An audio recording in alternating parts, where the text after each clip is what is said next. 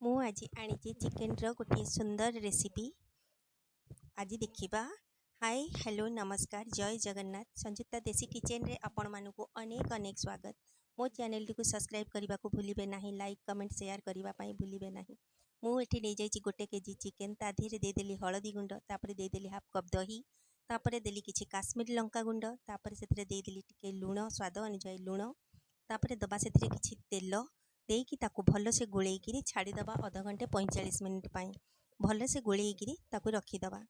एठी मु नहीं जाइछि तापरे पियाज आउ गोलमरीचर बट्टा, तापरे कटा पियाज कटा टमाटो अदा रसुण बट्टा, तापरे नीचे किछि आलू। वर्तमान कड़ाई रे देदेली तेल को टिके छाड़ीबा गरम हवा पाई। तेल तो गरम हो गलानी, ता देहरे देदबा आलू। आलू को लाल करी भाजीबा। एपट सेपट गोल्डन कलर हो गला परे आलू को आमे हेला पर्यंत आमे आलू को भाजीबा। वर्तमान देखंतु आमर आलू टी संपूर्ण भाजी हो सारी। वर्तमान ताकू गोटे प्लेट को आमे बाहर करदबा। आलू गुड़िक तो मु प्लेट को बाहर कर सारी।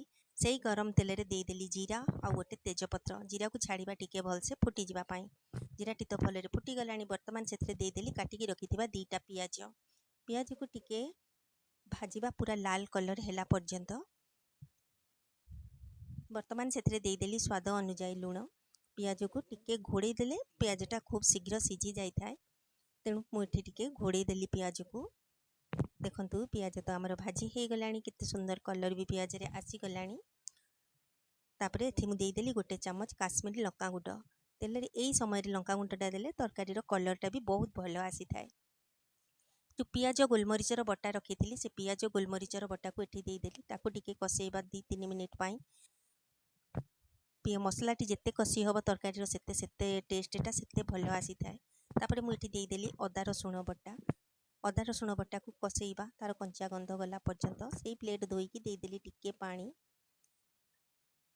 तापरे ताथिरे देली हलदी गुंड, जीरा गुंड, धनिया गुंड, ताकू भलरे कसेइबा मसला सहित तार कंचा गंध गला पर्यंत।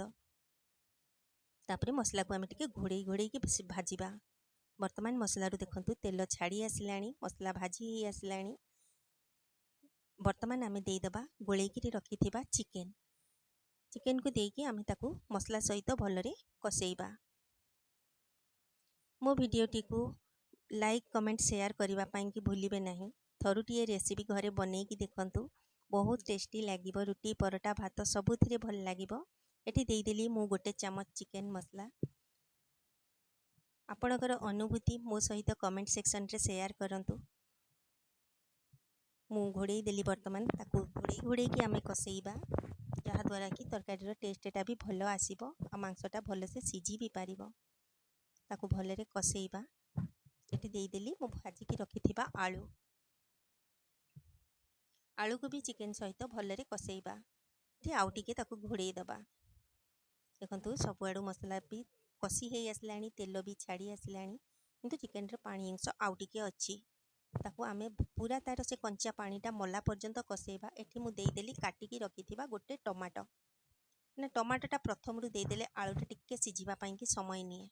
तापरे ताकू पुणी आमे आउ टिके घोड़े दबा। वर्तमान ढांकुणी काढ़ी देखिबा। देखंतु मसला आमर पूरा कषि हो गलानी। सब मांसर कंचा पानी भी मरी सारलानी, तेल भी छाड़ी जाइछि। माने मसलाटा कषि हो जाइछि।